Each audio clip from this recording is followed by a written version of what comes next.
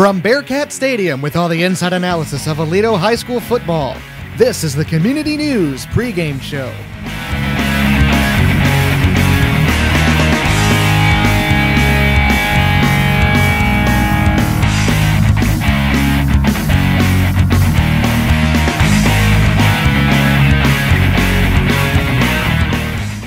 Hi everyone, Dominic Giannetti alongside Tony Ardem for another week of Aledo High School football.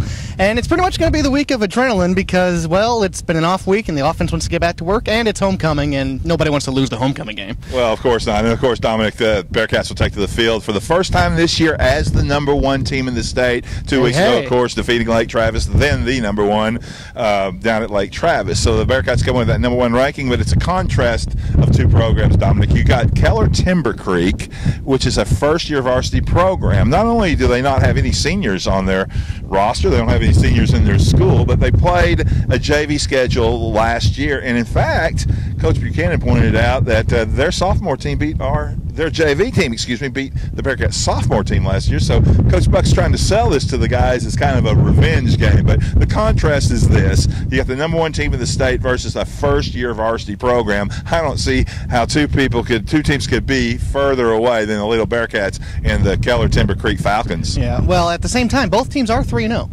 Both teams are 3-0, but at the same time, the Falcons might be, feeding off of that a little bit. But when you come in and play against the number one state-ranked team, the state champions, by the way, that are going to unveil this brand new statue, I think they'll have some of that momentum, but not a whole lot when you play against a team like Let's have a reality check here. Now, 3-0, as you point out, is good, and that gives their kids confidence in a first-year program for sure. But they defeated Fort Worth Northside, Dallas Thomas Jefferson, and Forney North Forney. Well, those three teams have combined for an 0-11 record. So you can look at it one way and say, yeah, they're 3-0. That's good. They're a first-year program, and that does give them confidence. Or you can look at the reality. They haven't beaten anybody. But they're certainly going to see somebody in the Aledo Bearcats, of course. As you mentioned, the offense probably ready to get back out on the field. Jonathan Gray, 440 yards of offense in 3 games, of rushing offense in 3 games. And, of course, Matt Bishop throwing touchdown passes, and that Bearcat defense coming through, and that great offensive line, which was a question mark coming into the season, but now it appears to be a strength. Yeah, and when you talk about Matt Bishop, you talk about the leadership not only of Jonathan Gray on offense, but Matt Bishop has been great. He even said earlier this year against the Stephenville game that he's more steady, he's a more well-developed player, and he's taking his time more, and you can really see that on the Bearcat offense in all the games so far this year. Yeah, this will be his second full year of starting, and of course his dad, Lee Bishop, is a coach, and I always like quarterbacks who are the sons of coaches. They know how to look at film. They can read defenses.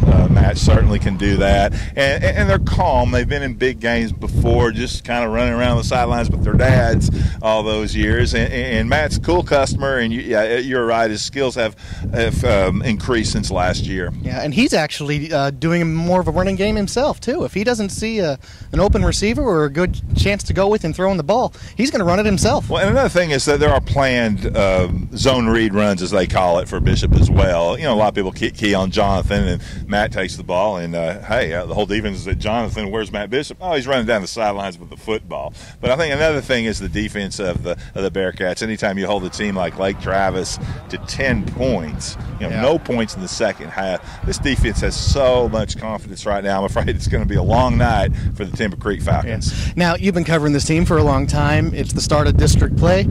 Out of all the district teams, Aledo does have a bit of dominance in their district play. Who's going to give them the biggest challenge out of all their district teams? I'll tell you what, next week at Springtown, there'll be a challenge. They have a good quarterback. They play the Bearcats really tough because it's a Parker County rivalry game. In my mind, Springtown will be a playoff team.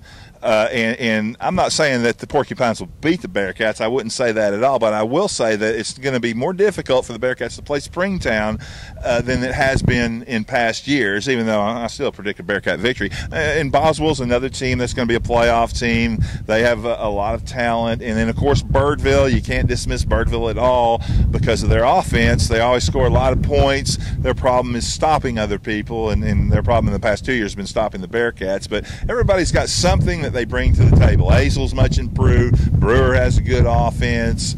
We don't know much about Byron Nelson. That's another first-year program, but they're 2-1 right now themselves going into district play.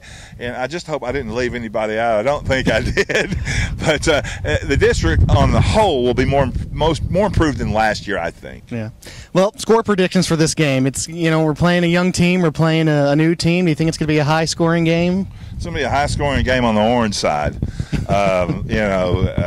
Timber Creek will probably come in here and show us something special. They have a good running back, good quarterback. But I think if you're asking me what the final score would be, 63-7 Bearcats. Okay, I'm going to say 52-10 just because I think they're going to find some holes, and because the Bearcats are going to be scoring so much, so they're going to get a chance at a field goal and a touchdown.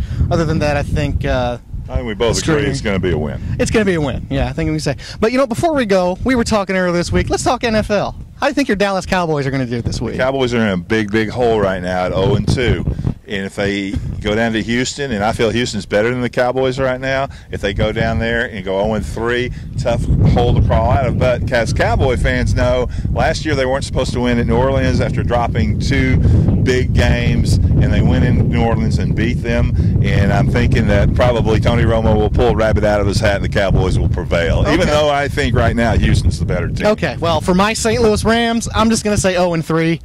Even though we got Sam Bradford and everything, football in St. Louis don't mix.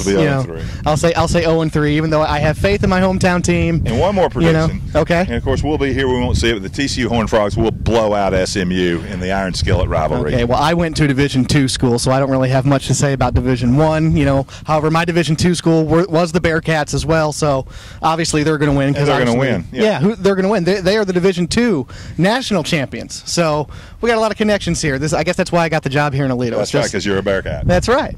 All right, folks. Well, stay tuned on the website because we're going to have halftime coverage as well as pregame coverage as well.